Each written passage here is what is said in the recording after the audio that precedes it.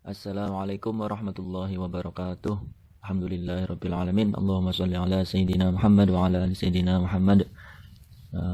Gimana kabarnya teman-teman? Pada sehat kan? Ya, semoga teman-teman semua selalu dalam keadaan sehat walafiat. Amin amin ya rabbal alamin. Ya, kami dari kelompok 5 yang beranggotakan Rahmat Surur, Arif, dan Siti Maftuhatul Hasanah akan mempresentasikan materi yang berjudul latar belakang masalah.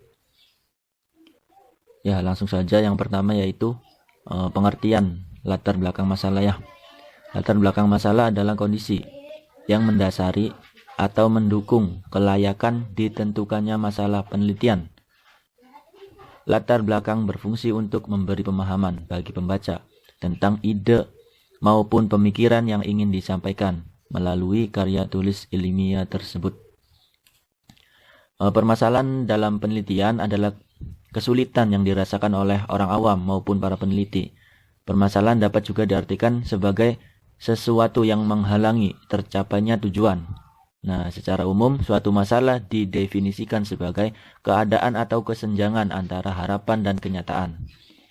Masalah itu sebagai gap antara kebutuhan yang diinginkan dan kebutuhan yang ada.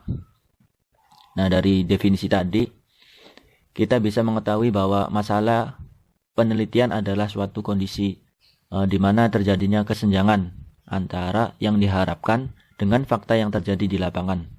Nah, contohnya, ketika diharapkan di suatu lembaga pendidikan itu diharapkan peserta didik dalam suatu kelas itu memperoleh nilai rata-rata 80 misalnya dalam ujian pelajaran bahasa Arab. Namun ternyata nilai rata-rata yang dicapai peserta didik hanya 70. Nah, ini yang disebut dengan adanya kesenjangan.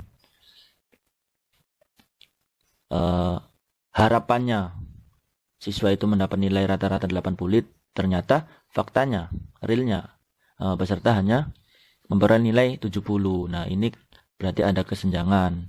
Dengan demikian timbul pertanyaan dong, apa yang menyebabkan rendahnya nilai rata-rata tersebut? Nah, itu sebagai latar belakang masalah. Kemudian sumber utama permasalahan adalah dari bacaan, seminar atau diskusi, pertemuan ilmiah, dari pertanyaan orang lain.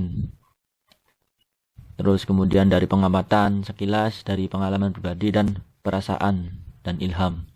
Nah, itu pengertiannya ya. Selanjutnya tentang fungsi-fungsi akan disampaikan oleh Kang Arif. Silakan Kang Arif. Bismillahirrahmanirrahim. Assalamualaikum warahmatullahi wabarakatuh. Perkenalkan, saya Arif sebagai pemateri kedua akan mencoba menjelaskan tentang fungsi-fungsi dari latar belakang masalah. Yang pertama, fungsi uraian mengenai latar belakang penelitian atau pemilihan masalah adalah memberikan alasan yang mendasari mengapa topik penelitian itu dipilih untuk diteliti.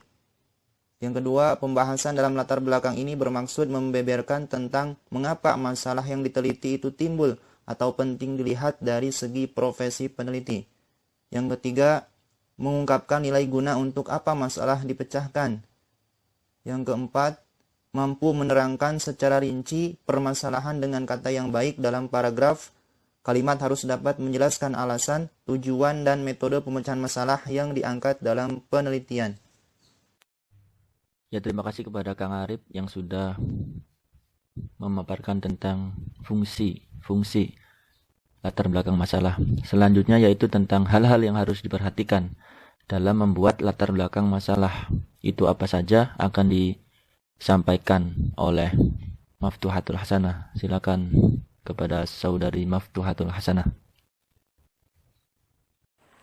Hal-hal yang perlu diperhatikan dalam membuat latar belakang masalah.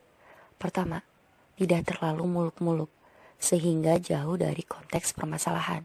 Dalam artian, ketika kita membuat latar belakang, maka kita harus tertuju pada permasalahan, tidak membahas hal-hal selain dari permasalahan judul dari penelitian kita. Yang kedua, berorientasi pada profesi, fungsi, bidang studi, dan jurusan si penyusun usulan penelitian. Jadi misalnya kita jurusan PAI, ya pembahasan permasalahannya dan penelitian ya mengenai PAI. Nggak mungkin kan kita dari jurusan PAI tapi kita penelitiannya mengenai bidang studi biologi ataupun matematika, karena itu pasti nggak nyambung sama keilmuan kita kayak gitu. Yang ketiga, berorientasi pada maksud dan konteks penelitian yang akan dilakukan. Jadi ya misalnya penelitian itu bermaksud untuk meneliti tentang gimana sih upaya guru PAI dalam menangani kesulitan belajar. Ya fokus kita latar belakangnya ya ke penelitian tersebut gitu, nggak ke yang lain-lain. Dan yang terakhir itu disusun atau disajikan secara sistematis, ringkas, dan terarah pada suatu permasalahan yang diteliti. Ya karena latar belakang itu kan nggak harus bertele-tele gitu ya.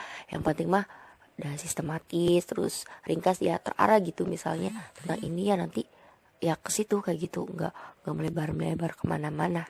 Ya demikian presentasi dari kelompok kami. Mohon maaf atas segala kekurangan ya. Pasti banyak kekurangan. Dan semoga teman-teman juga tidak puas dengan apa yang kami sampaikan, sehingga terus menggali pengetahuan tentang materi ini. Dan jika ada yang ditanyakan, silahkan menghubungi kami. Terima kasih.